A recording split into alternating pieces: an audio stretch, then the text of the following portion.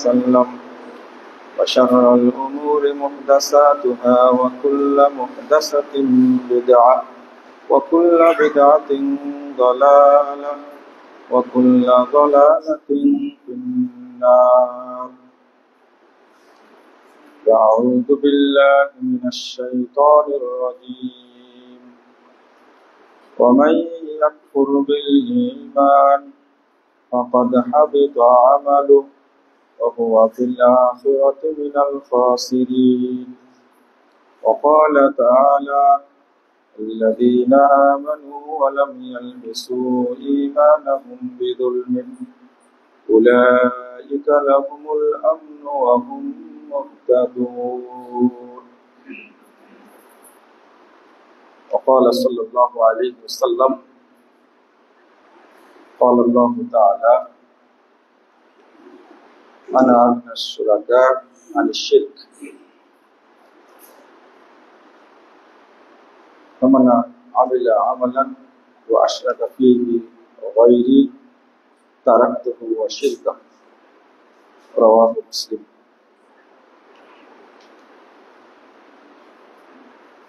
সম্মানিত মুসলিমবৃন্দ, মিশ্রিত আকীদা এবং তার কুফল পরিণাম সম্পর্কে খুতবায় আলোচনা করব ইনশাআল্লাহ। ওয়া মা তাওফীকি ইল্লা বিল্লাহ আলাইহি তাওয়াক্কালতু ওয়া ইলাইহি উনীব।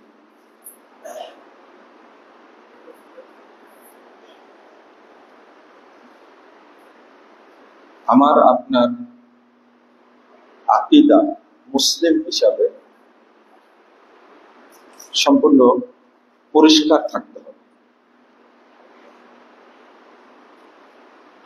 এই আকীদার সাথে কোনো কিছুকে মিশ্রণ করা যাবে না,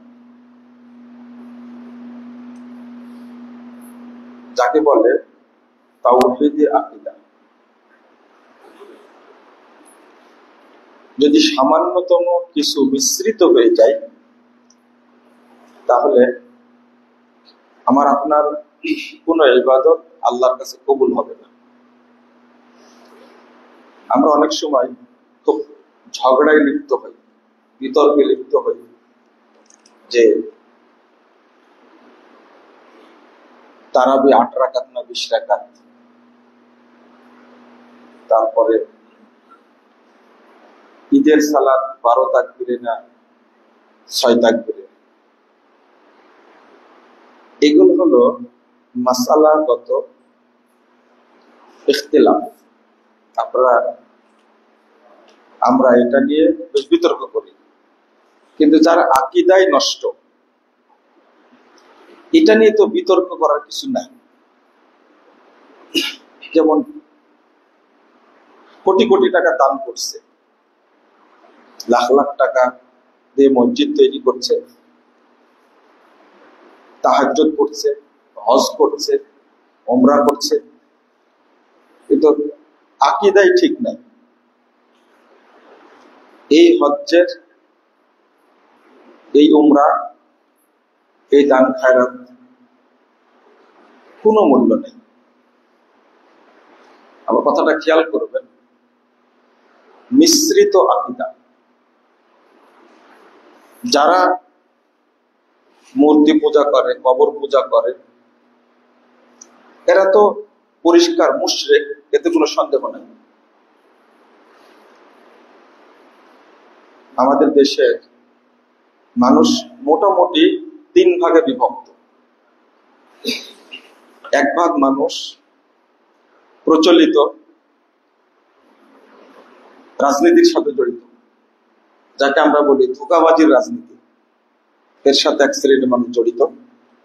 আর এক শ্রেণীর মানুষ ধর্মের সাথে জড়িত, কিন্তু তাদের আকীদা হলো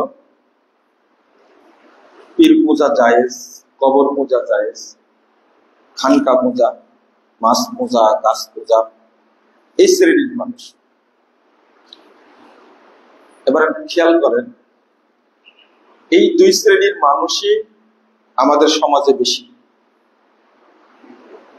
এখন তো অধিকাংশ মানুষই এই প্রচলিত পচা রাজনীতির সাথে জড়িত, কামড়া কামড়ি, মারামারি। এই রাজনৈতিক দলগুলো শুধু শিরিক করে না, এরা শিরিক উৎপাদন করে। আর যারা টুপিওয়ালা নামাজ পড়ে, এরা অধিকাংশই কোনো না কোনো পীরের মুরিদ। আর অল্প কিছু মানুষ আছে যারা এই তাগুতি রাজনীতিকেও বিশ্বাস করে না, আবার মাজার পূজা, কবর পূজা এগুলোকে বিশ্বাস করে। এদের সংখ্যা খুবই অল্প, যারা আমরা আহলে হাদিস, আলহামদুলিল্লাহ। এখানে একজন ব্যক্তি আল্লাহকেও বিশ্বাস করে, আবার মাজারেও যায়, মক্কাতেও যায়, মন্দিরেও যায়। সমস্যা হলো তার একটা বিশ্বাস, আমি তো নামাজ পড়ি, আমি তো তাহাজ্জুদ পড়ি, আমি কিভাবে মুশরিক হব? এই লোককে বোঝানো খুব মুশকিল যে আমি মসজিদ করেছি, টাকা দেই, তাহাজ্জুদ পড়ি, আমি মাজারেও দান করি, মসজিদেও দান করি, আমি কিভাবে মুশরিক হলাম? এই ধরনের লোক শুধু মুশরিক না, এই পাক্কা মুনাফিকও। বরং সাধারণ কাফের মুশরিক, যেমন আবু জাহাল, আবু লাহাব, উতবা, উবাই ইবনে খালফ, এগুলো কিন্তু মুশরিক, কাফের। এরা কোনোদিন মুনাফিকি করেন। আপনি বলবেন যে কিভাবে মুনাফিকি করেন? কোন রেকর্ড নাই যে আবু জাহাল একদিনের জন্য কাবা ঘরে সেজদা দিয়েছে, কোন রেকর্ড নেই। উবাই ইবনে খালফ একদিনের জন্য কাবা এসে 2 রাকাত নামাজ পড়েছে, কোন রেকর্ড নেই। কারণ তারা কাফের, মুনাফিকি করে। কিন্তু আমরা মুসলিম নাম ধরে, মুসলিম নাম নিজে বলে পরিচয় দিয়ে আমরা মসজিদে এসে আল্লাহকে সেজদা করি, আর মাজারে গিয়ে কাকে? মরা পীরকে সেজদা করি। এটা খাঁটি মুনাফিক না? মসজিদে এসে আল্লাহর কাছে দোয়া করি, আবার মূর্তির কাছে গিয়ে নীরবতা পালন করি, তাই না? শহীদ মিনারে গিয়ে কি করি? আমাদের দেশে স্বাধীনতা আন্দোলনে অনেক শহীদ হয়েছে, তারপরে ভাষা আন্দোলনে অনেক শহীদ হয়েছে।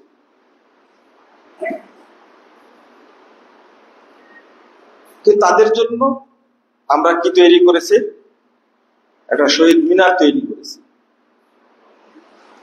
যারা শাহাদত বরণ করেছে এই মুসলিম ভূখণ্ডকে টিকানোর জন্য, তাদেরকে আমরা শহীদ বলতে পারি। কিন্তু তাদের মাগফিরাত কামনা করার জন্য শহীদ মিনারে গিয়ে যদি কি করি?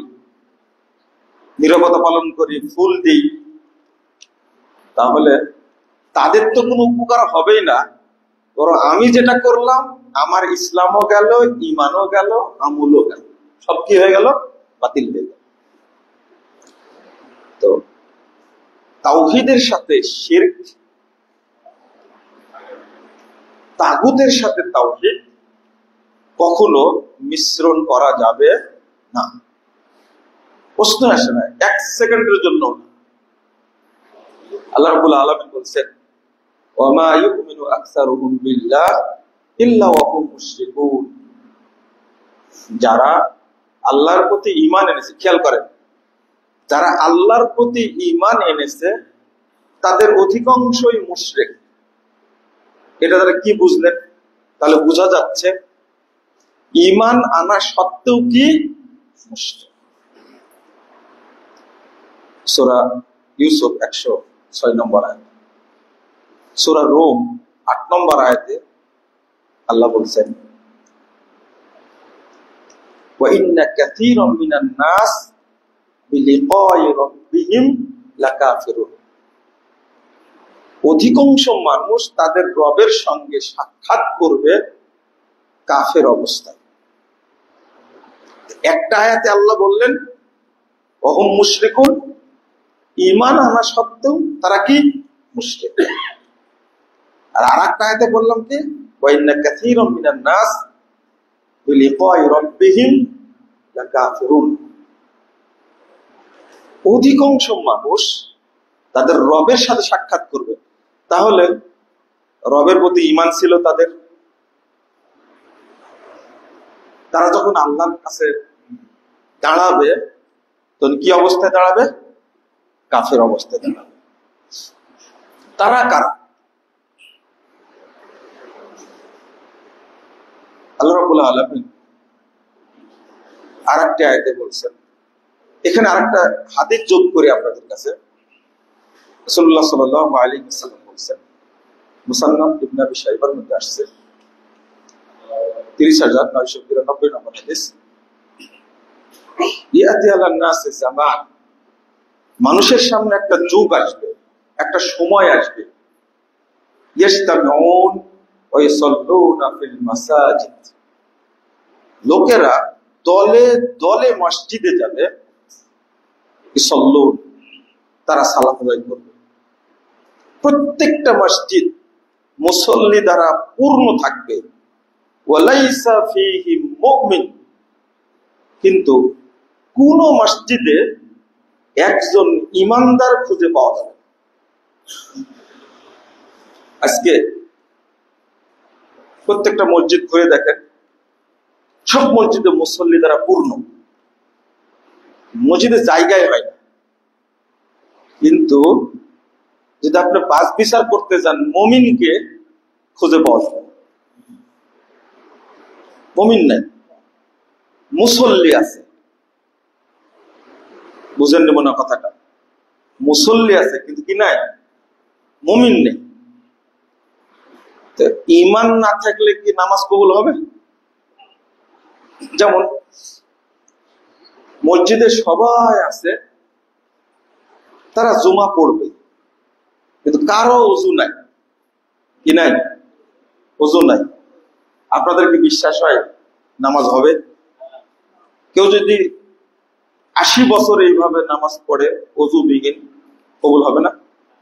রমাদান মাসেরটা কবুল হতে পারে তো, হ্যাঁ হবে না? এই বিশ্বাস যদি আপনাদের মধ্যে থাকে যে একজন মানুষ 80 বছর ইবাদত করে, নামাজ পড়ে, কি ছাড়া? শুধু ওযুটা করেননি, অন্য কিছু না, তো শুধু ওযু করেননি, তো রুকু করেছেন, সিজদা করেছেন, মসজিদে এসেছেন, এটাই তো,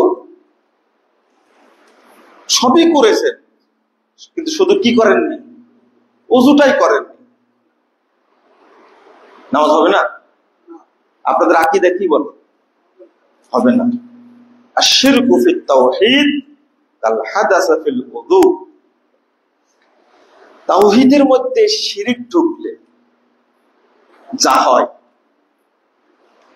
যেমন ওযু অবস্থায় কেউ যদি হাদাস, পেশাব করলো, পায়খানা করলো, তাহলে ওযু থাকবে না। এইটা যদি বুঝেন আপনারা, তাহলে স্পষ্ট হয়ে যান যে যদি আপনার ঈমানের সাথে শিরক মিশ্রিত হয়, তাহলে সাথে সাথে কি নষ্ট হয়ে যাবে?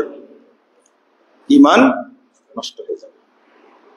আমাদের সমাজে মুসল্লির সংখ্যা অনেক বেশি, বিশেষ করে বলবো তাবলীগের ভাইরা আছে না, টঙ্গীর মাঠে তাবলীগের ভাইরা এত পরিশ্রম করে,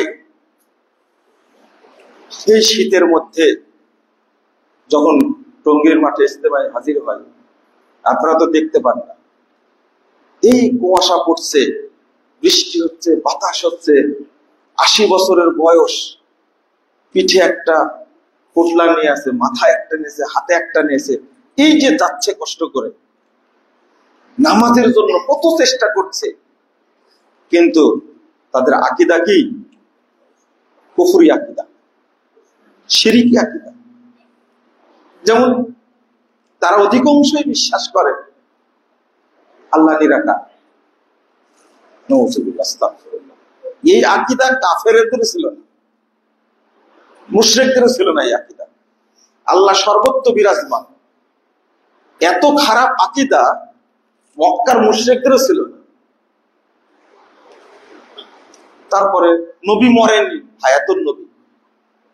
তাবলীগের বইটা, এই ফাজাইলে আমলের বইয়ের মধ্যে এত যে শিরকি কথা, এত যে কুফরি কথা আছে, প্রত্যেকটা পোটলার মধ্যে ফাজাইলে আমল আছে, কিন্তু কোরআনও নয়, হাদিসের কিতাবও নয়। এমন একটা সফটওয়্যার তাদের মধ্যে দেওয়া হয়েছে, এই সফটওয়্যার থেকে তাদেরকে বোঝানোই মুশকিল। এই যে আমরা যে আলোচনাগুলো করছি, এই আলোচনা তারা যে শুনবে না, শুনবে না। কারণ তাদের আগেই বলে দেওয়া হয়েছে, যেমন এক ভাই আমাকে এত ভালোবাসে,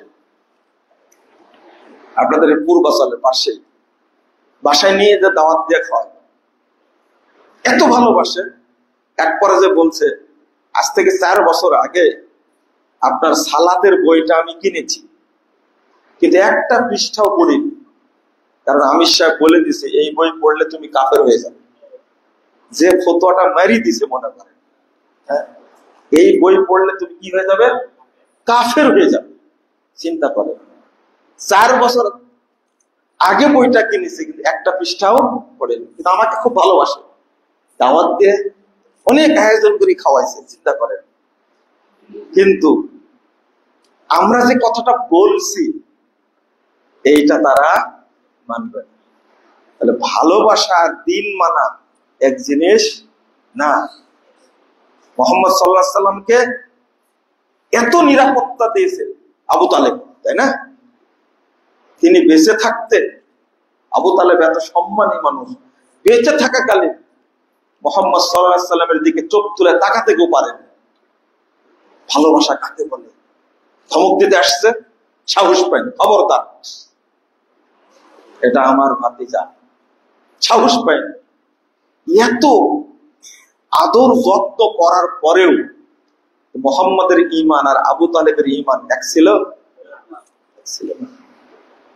তো এখানে আপনি একটু চিন্তা করেন যে ইবাদতে এই যে পরিশ্রম, যে কসরত, এইটার সাথে কিন্তু কিসের সম্পর্ক নাই? ঈমানের সম্পর্ক আমাদের কি নাই? নাই। আমরা এই জায়গায় চরম বিপদের মধ্যে আছি। তো এই হাদিসগুলো, আয়াতগুলো আপনি শুনেন। আর একটা আয়াতে আল্লাহ বলছেন, ওমান ইয়াদুল্লাহ ইলাহান মাআল্লাহি ইলাহান আখার লা বুরহানা লাহু বি ফাইন্নামা হিসাবুহু ইনদা রাব্বিহ।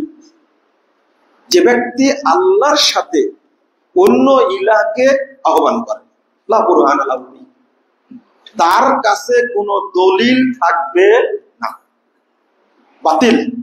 আপনি কিয়ামতের মাঠে উঠবেন, দলিল নিয়ে উঠবেন না, আমলনামা নিয়ে উঠবেন না, বাতিল, লা বুরহানা লাহু বি। তাহলে আল্লাহর সাথে অন্য কোনো কিছুকে মিশ্রণ করা যাবে না। রাসূল সাল্লাল্লাহু আলাইহি ওয়াসাল্লাম বলেন, ক্বাল আল্লাহু তাআলা, আল্লাহ তাআলা বলেন, আনা আগনা শুরাকাই আনিশ শিরক। সাবধান, আল্লাহ নিজে বলছেন আমি শরীককারীদের থেকে মুক্ত। মান আমিলা আমালান আশরাকা ফিহি মাই গায়রি, যে ব্যক্তি কোনো আমল করবে আর ওই আমলের সাথে আমার সাথে অন্যকে অ্যাড করবে, মিশ্রণ করবে, তারাকতুহু ওয়া শিরকাহু, তাহলে আমি আল্লাহ তাকেও প্রত্যাখ্যান করব, তার শরীককেও কি করব? প্রত্যাখ্যান করব। এটা হাদিসে কুদসি, আল্লাহ নিজে বলছেন। কোরআনের মধ্যে আয়াতগুলো স্পষ্ট আসলোই, হাদিসগুলো আসলো।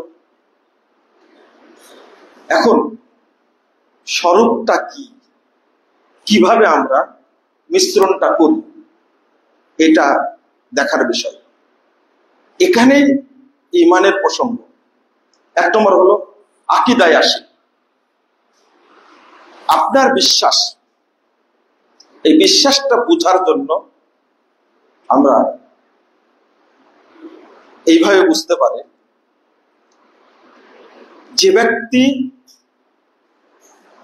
কোনোদিন ওযু করেন, ভালো করে বুঝেন এটা, যে ব্যক্তি ওযু করেনি কোনোদিন, তার ওযু ভাঙ্গার কোন সুযোগ আছে? হ্যাঁ, ওযুই তো করেন, তাই না? খুব ভালো করে বুঝেন জিনিসটা, পরে আবার ভুল উত্তর দিয়েন না কিন্তু। যে ব্যক্তি কোনোদিন ওযু করেন, তার ওযু ভাঙ্গার সম্ভাবনা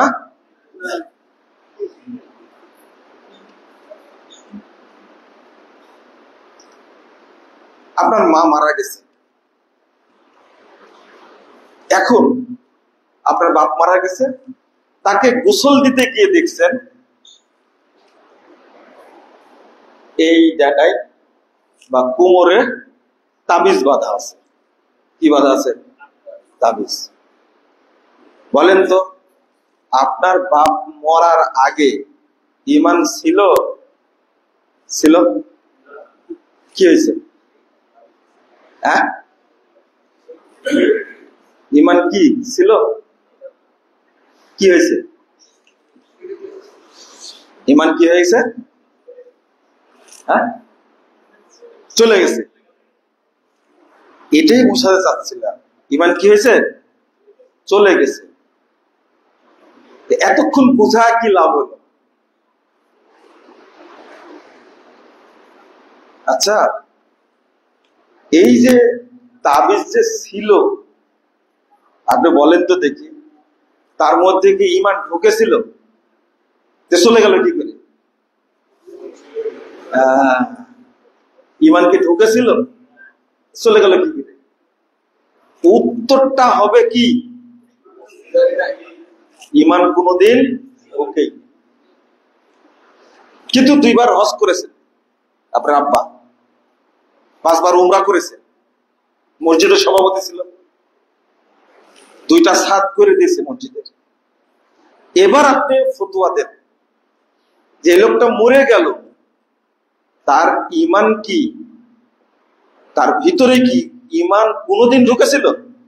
কারণ ভিতরে আগে থেকে আছে কি, কি তার বিশ্বাস যে তাবিজ বাঁধলে ভূতে ধরে না,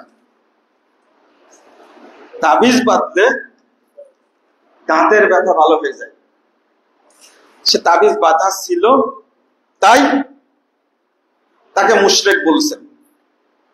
এখন আপনার কাছে আরেকটা প্রশ্ন আমার, সেটা হলো একদিন বুঝবেন ইনশাআল্লাহ, আমি যে সেটা বুঝাচ্ছি একদিন বুঝবেন ইনশাআল্লাহ। আমার বোঝাতে সময় লাগছে, বোঝাতেই থাকবো ইনশাআল্লাহ, এটা আমার কাজ, আমি এই কাজ করতেই থাকবো। যেদিন বুঝবেন এটা, সেই দিন আপনি সবকিছুকে বর্জন করবেন, তার আগে বর্জন করবেন না। বিষয়টা এমন, এটা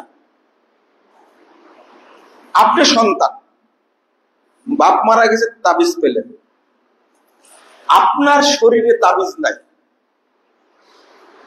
কিন্তু বিশ্বাস আছে যে তাবিজ বাঁধলে ভূতে ধরে না, বা তাবিজ দিলে দাঁতের ব্যথা ভালো হয়ে যায়। এবার আপনি বলেন আপনার ঈমান আছে কি নাই? নাই। কি হয়েছে? এই বিশ্বাসটা থাকাকালীন আপনার ভিতরে ঈমান কোনদিন ঢুকবে? ঈমান কোনদিন ওই জায়গায় আসবে না। এই জন্য আল্লাহ বলে দিয়েছেন,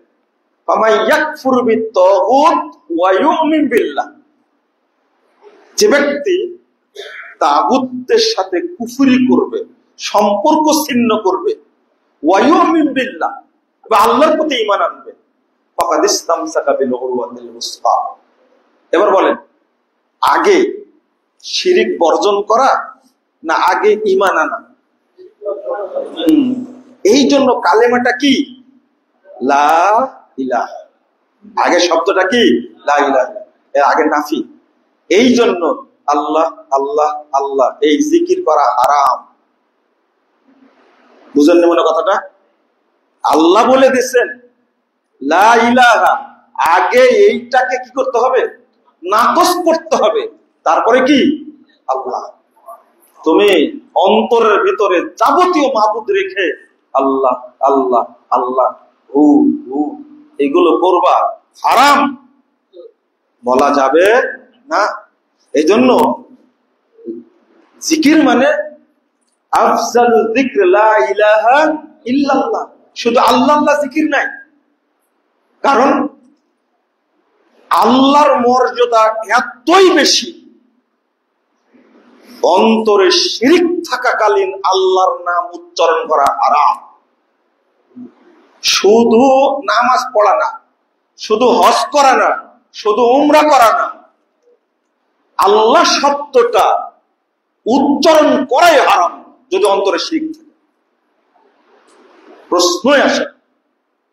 আর মাজার পূজা নিয়ে আপনি আল্লাহ আল্লাহ করবেন না, ভালো করে বুঝেন। আগে হলো যাবতীয় মাবুদকে, যাবতীয় শিরক, যাবতীয় তাগুত সবগুলোকে কি করতে হবে? অস্বীকার, তার সাথে সম্পর্ক ছিন্ন করতে হবে। ওয়ায়ুমিন বিল্লাহ, এরপরে কি নিয়ে আসতে হবে? ঈমান আনতে হবে। ফাকাদ ইসতামসাকা বিল উরওয়াতিল উসকা লা ইনফিসামা লাহা। এরপরে আল্লাহর পক্ষ থেকে যে হেদায়েত সেটা আপনি পাবেন, তার আগে হেদায়েত পাবেন না। তাহলে আল্লাহ বলছেন আগে তুমি কি করো? পরিষ্কার করো। আগেই বলছেন আল্লাহ আল্লাহ আল্লাহ, এটা চলে না। যেমন 17,458 নম্বর হাদিস মুসনাদে আহমদ। এই হাদিসটা আপনারা অনেকবার শুনেছেন, কিন্তু আবারও শুনেন আজকে। উকবা বিন আমির আল জুহানি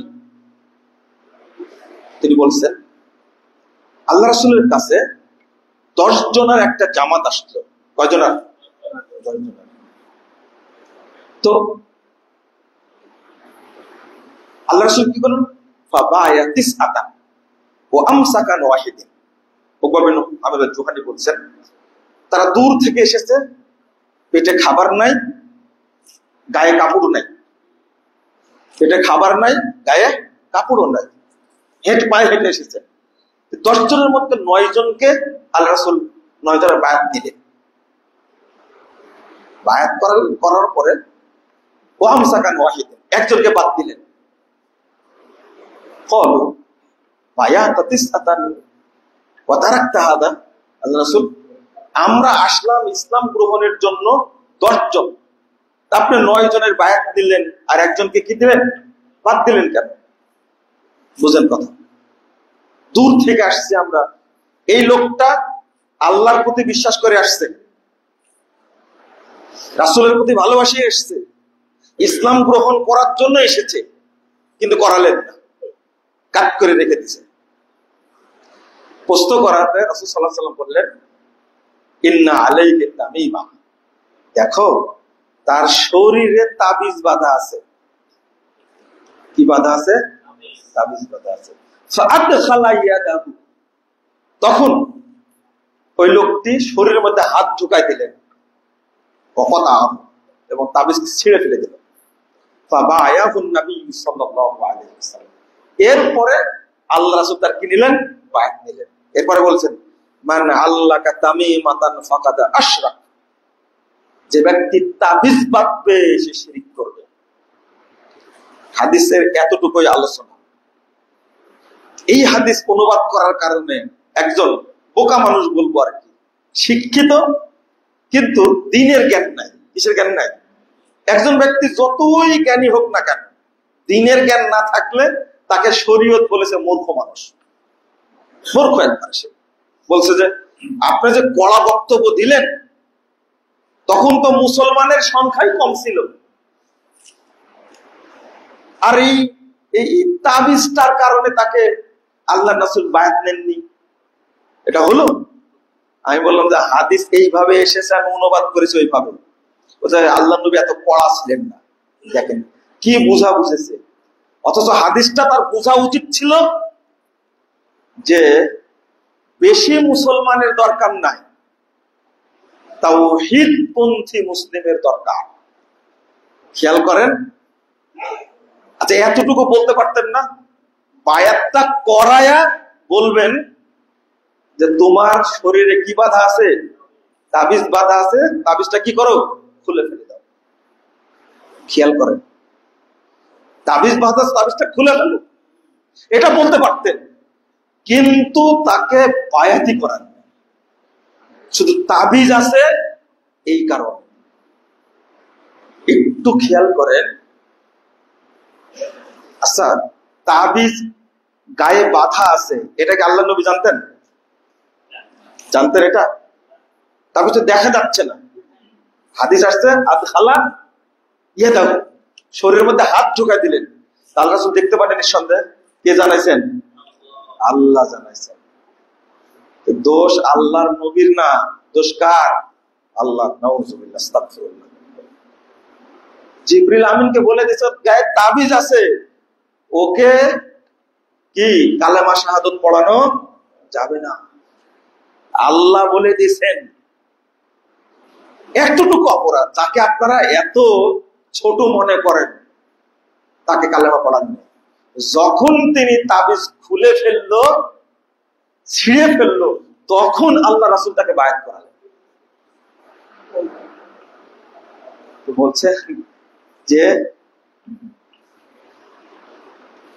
তাবিজ থাকাকালীন ওই ব্যক্তি বলতে পারবেন না আশহাদু আল্লা ইলাহা ইল্লাল্লাহ ওয়া আশহাদু আন্না মুহাম্মাদান আবদুহু ওয়া রাসূলুহু, এটা বলতে পারবে না।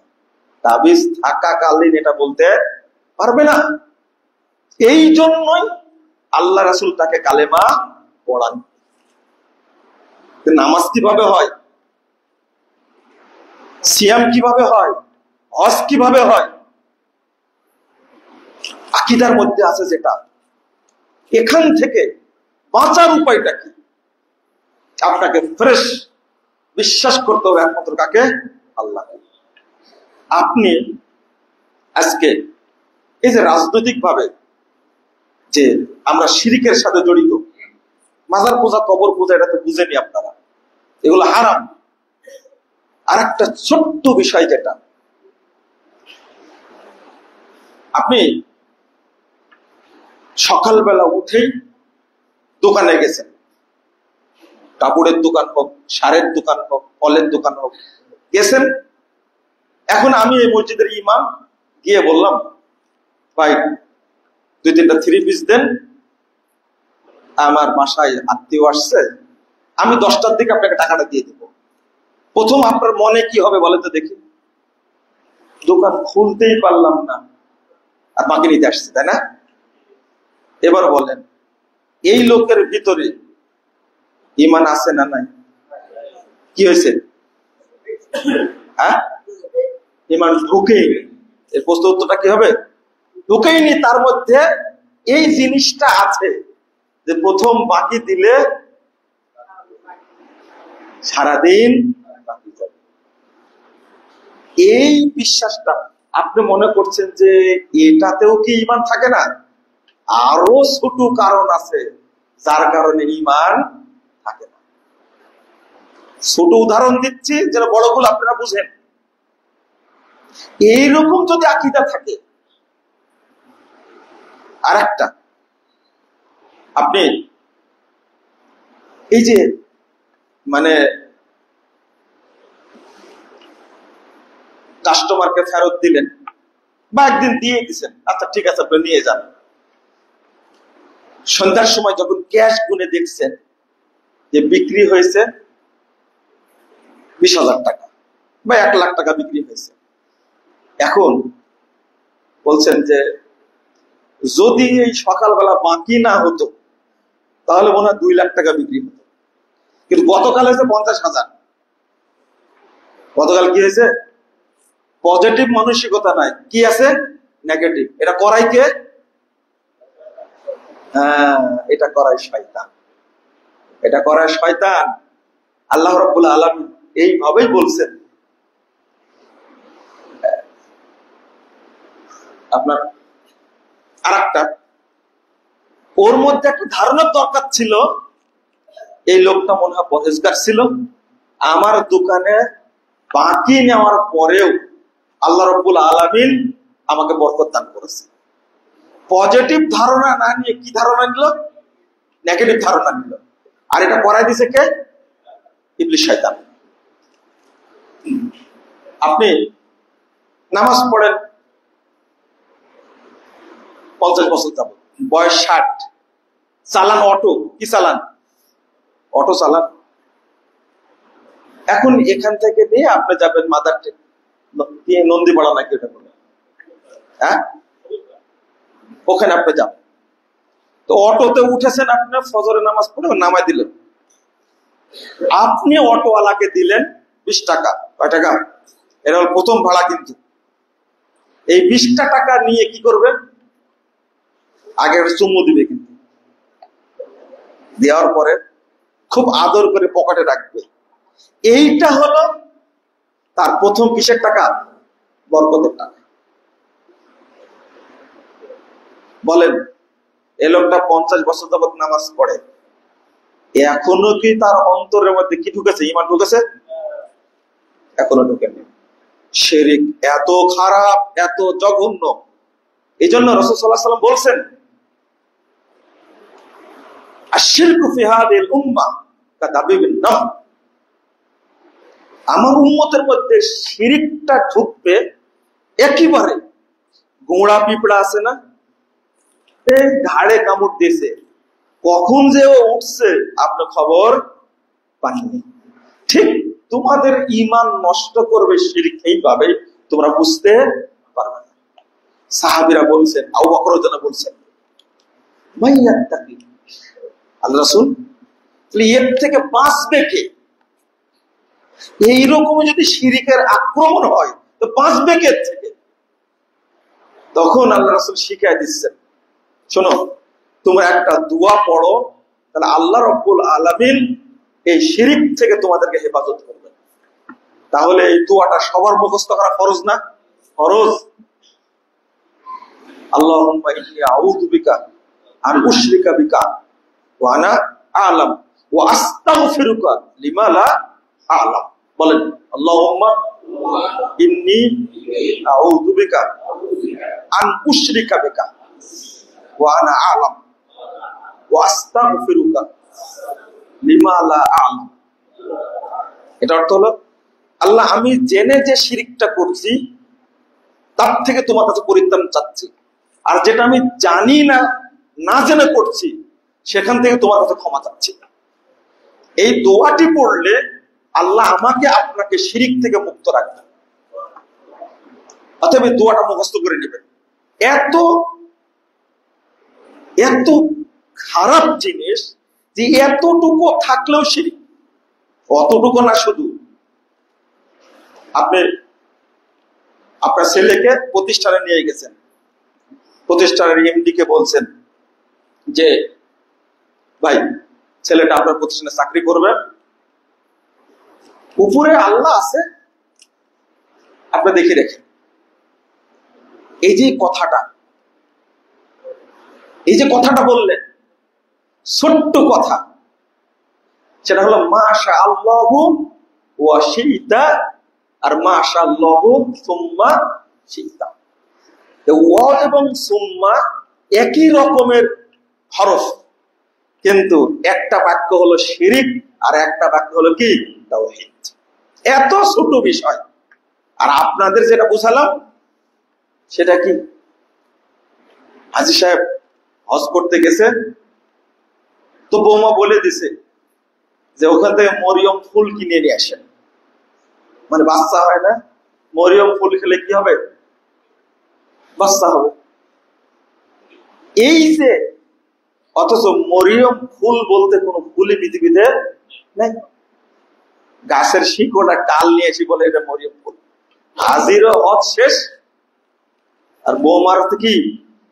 এখন এ বলেন তো, এই হাজি এটা মনে করে নিয়ে আসলো, হাজির কি ইমান আছে? বোমার ইমান নাই।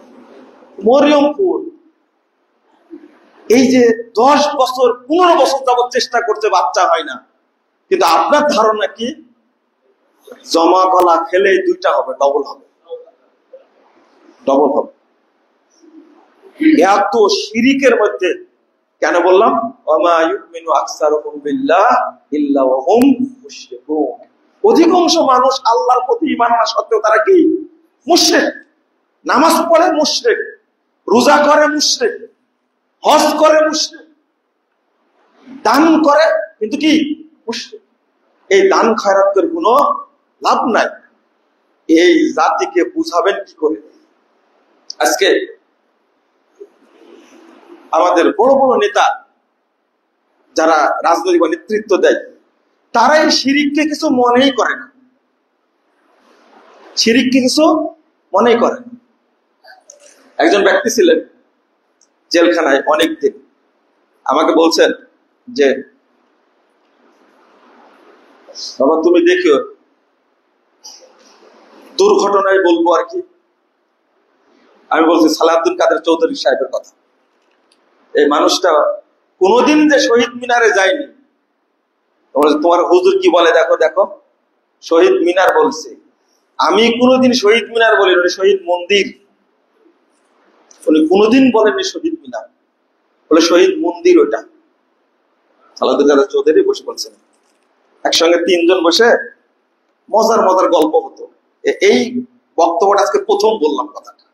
বলছেন শহীদ মঞ্জিদ আপনারা হাফ ছেড়ে বেঁচেছেন না, বলছে এইটাকে। এক মহিলা বলছে এটা কেন বলেন না আপনারা বক্তব্যে, যে কোটি কোটি মানুষ আনন্দে কেঁদে ফেলেছে জালেম সরকার দূর হওয়ার কারণে। আমি বললাম যে কাঁদছে ভালো কথা, এটা আবার বক্তব্য বলা লাগবে? হ্যাঁ এটা বলা লাগবে, আমরা আল্লাহর কাছে কত দোয়া খায়ের করেছি ইত্যাদি, তাই বলছে। তো অনেক কিছু তো বলা যেত না, তাই না? আবার যখন এখন তো 21 দিনে মিলে রাষ্ট্র চালাচ্ছে, যখন 100 জন মিলে চালাবে, যখন 300 জন মিলে চালাবে, তখনও কিন্তু কথা বলার কি থাকবে না, সুযোগ থাকবে না। এটা হলো ইসলামী রাষ্ট্রের রূপরেখা। যদি এটাই এই 17 জন মিলে বলে যে এটা এখন দেশটা চলবে কোরআন এবং সুন্নাহর ভিত্তিতে, এটা ইসলামী রাষ্ট্র হয়ে যাবে।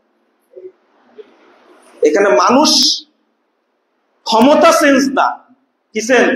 নীতি চেঞ্জ। কি চেঞ্জ? নীতি চেঞ্জ। ডক্টর ইউনূস সাহেবই থাক, তিনি বলে দেখ কোরআন সুন্নাহর ভিত্তিতে তোমরা রাষ্ট্র পরিচালনা করো, হয়ে গেল। নেতার পরিবর্তন না, কিসের পরিবর্তন? নীতির পরিবর্তন হোক, আমাদের কোনো আপত্তি নাই। কথা বলতে পারতেন সুন্দর করে, তদন্ত করতে পারতেন সুন্দর করে। আবার যখন দলীয় সরকার আসবে, যে লাউ সেই পুতুল।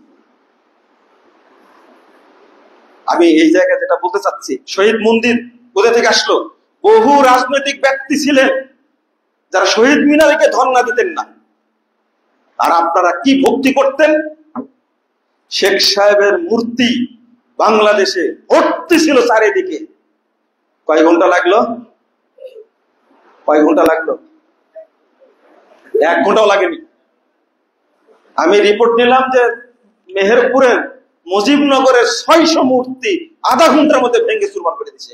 সেই মূর্তি কি দামি দামি মূর্তি, কি অবস্থা গোটা দেশের। এটা কি জন্য করেছেন? শিরিক তাই করেছেন না, রাগের বশবর্তী করেছেন। এইটা ভাঙ্গার আগে টুপিওয়ালাদের, দাঁড়িওয়ালাদের, মুসল্লিদের উচিত ছিল আধা ঘন্টার মধ্যে বাংলাদেশের সব মাথা ভেঙে দেওয়া। ঠিক তো বলছেন, ভাঙ্গেন নিতে একটাও। হ্যাঁ, যেদিন এইরকম চেতনা আপনাদের মধ্যে তৈরি হবে, ইনশাল্লাহ সেই দিন বড় বড় দামি দামি পাথরের মূর্তি ভাঙতে সময় লাগছে, কিন্তু মাজার ভাঙতে 15 মিনিট টাইম লাগবে না, গোটা দেশ থেকে সব ভেঙে চুরমার হয়ে যাবে। ওই চেতনা তৈরি করতে হবে আগে। কথা বুঝতে, শুধু উদাহরণটা বুঝাই দিলাম। ইসলামী রাষ্ট্রটা আপনি বুঝেন না, এটা 1 সেকেন্ডের ব্যাপার। আল্লাহ রাসূল সাল্লাল্লাহু আলাইহি ওয়াসাল্লাম মক্কা বিজয় করলেন, মক্কায় ঢুকেই প্রথম কাজ করলেন, ইবনে মাসউদ রাদিয়াল্লাহু আনহু বলছেন, দাখালান নবী সাল্লাল্লাহু আলাইহি ওয়াসাল্লাম মক্কা ওয়া হাওলাল কাবা 360 নসবা। ঢুকলেন, এমত অবস্থায় কাবার চতুর্পাশে 360টি মূর্তি ছিল। ফাজালা ইয়াতুনু বিউদিন ফিয়াতিহি, হাতের লাঠি দিয়ে এক নিমিষে 360টি মূর্তি ভেঙে চুরমার করে দিলেন। আলীকে ডেকে বলছে, আলী শোনো, লা তাযা তিমসাল ইল্লা তামাসতাহু ওয়ালা কবরা মুশরিফা ইল্লা সাওয়াইতাহু। আলী শোনো, যত মূর্তি এবং উঁচু কবর আছে সবগুলো ভেঙে মাটির সঙ্গে মিশিয়ে দাও। এক নিমিষে মক্কার সমস্ত মূর্তি শেষ। মক্কা বিজয় হয়ে গেছে, আর কোন সুযোগ নাই।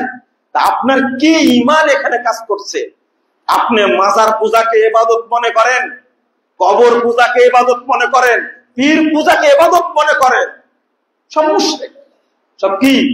মুশরিক। আস্তাগফিরুল্লাহ। আর মূর্তি পূজাকে কি মনে করেন?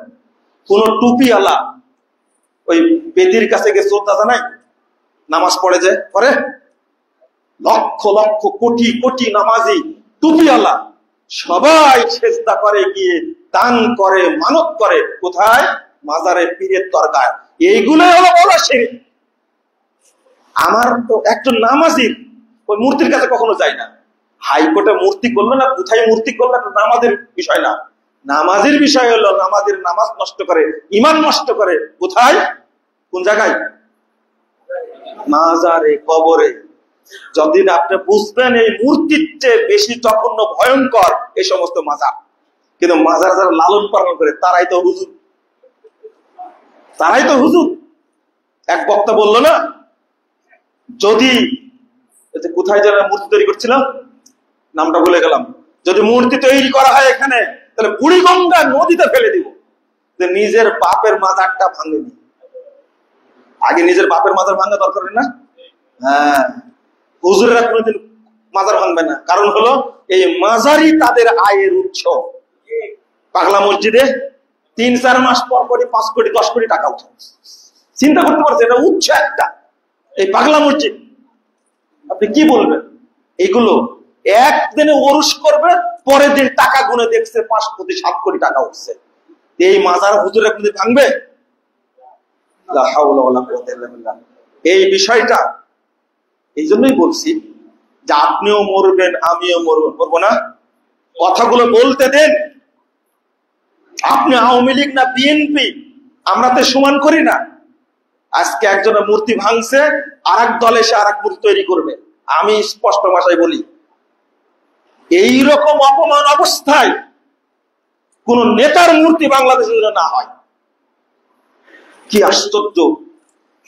শেখ সাহেবের মূর্তি তুলে জুতা দিয়ে মারতেছে, হয়ে থাকে, মাথার উপর উঠে পেশাব করছে। কি সুন্দর আদব, দেখছেন না? এটা হলো বাঙালিদের শ্রদ্ধা। এতই ঝোকালিয়ারা। অতএব বাংলাদেশের ছবি পূজার আর মূর্তি পূজা, এটা যেন আর বাংলাদেশে কোনোদিন না হয়, এই শিক্ষা যেন রাজনৈতিক দলগুলো অর্জন করে। মসজিদে যান, ইবাদত করে শুকরিয়া আদায় করেন, তা করবে ওই আবার ঠিকই শাহজালাল মাজারে গিয়ে নির্বাচনী প্রচারণা শুরু করে। কিন্তু এই ডক্টর ইউনূস এখনো যায়নি, যাবে কিনা। তবে ঠিকই স্মৃতিসৌধে গেছেন, আবার ঠিকই কি শহীদ মিনারে গেছেন, জাননি?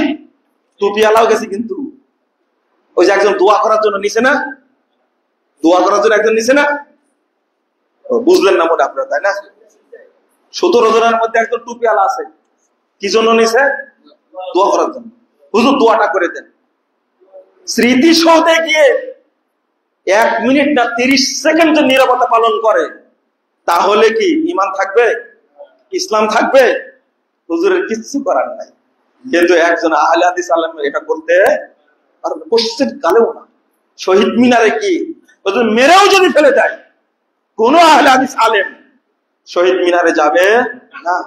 আমাদের চেতনাটা হলো ইসলামী, আমরা হলো ধর্মপ্রাণ, কিন্তু ধর্মের জ্ঞান আমাদের নাই। যার কারণে আমাদের চেতনা নিয়ে কাজ করছে। আমাদের ছাত্ররা সালাত আদায় করছে, আন্দোলনও করছে, মাঠে দাঁড়ায় সালাত আদায় করছে, কিন্তু যারা এখন আমাদের নেতৃত্ব দিচ্ছে ওই একজন বাদ দিয়ে বাকিরা নামাজ পড়ে কিনা সন্দেহ আছে। সেদিন গতদিনে বলেছি যে বাংলাদেশের মানুষের চেতনা হলো ইসলামী চেতনা। কলকাতার মানুষও বাংলা বলে, আমার রাজশাহীর মানুষও বাংলা বলে, কিন্তু কলকাতা আর রাজশাহী দুইটা কিন্তু এক দেশ না। তাহলে বুঝতে হবে বর্ডার আলাদা হওয়ার কারণ কি বাংলা ভাষা না, বর্ডার আলাদা হওয়ার কারণ হলো ইসলাম ধর্ম। এটা যেদিন বুঝবেন আপনারা সেদিন সম্মানিত হবেন। আমরা শুধু হুজুকে বাঙালি, আমরা গণতন্ত্র চিনি না, ইসলামও চিনি না, দুইটা করে গুলাই ফেলছি। আল্লাহ যেন আমাদের বুঝার তৌফিক দান করেন, আমিন। আল্লাহ যেন এই জাতিকে, এই মুসলিম উম্মাহকে যেন, বাংলাদেশের মানুষকে যেন আল্লাহ এই শিরিক থেকে মুক্ত করে দেন। যাবতীয় মাজার পূজা, কবর পূজা, খানকা পূজা, এই সমস্ত ফাউন্ডেশনকে যেন আল্লাহ উৎখাত করে দেন, আমিন ইয়া রাব্বাল আলামিন। আল্লাহ রাব্বুল আলামিন যেন আমাদেরকে তাওহীদ বুঝার তৌফিক দান করেন। আল্লাহ রাব্বুল আলামিন যেন এই দেশটাকে তাওহীদের দেশ হিসেবে কবুল করে নেন। আল্লাহ এমন শাসক আমাদের দিন যার মাধ্যমে এই দেশটা শিরিক মুক্ত হবে, যার মাধ্যমে এই দেশটা তাগুত মুক্ত হবে ইনশাআল্লাহ, যার মাধ্যমে এই দেশে প্রকৃত ইসলাম প্রতিষ্ঠিত হবে ইনশাআল্লাহ। আল্লাহ তুমি আমাদেরকে কবুল করে নাও, আমিন ইয়া রাব্বাল আলামিন। আকুলু কওলি হাযা আস্তাগফিরুল্লাহ লি ওয়া লাকুম ওয়া লিসাইরিল মুসলিমিন।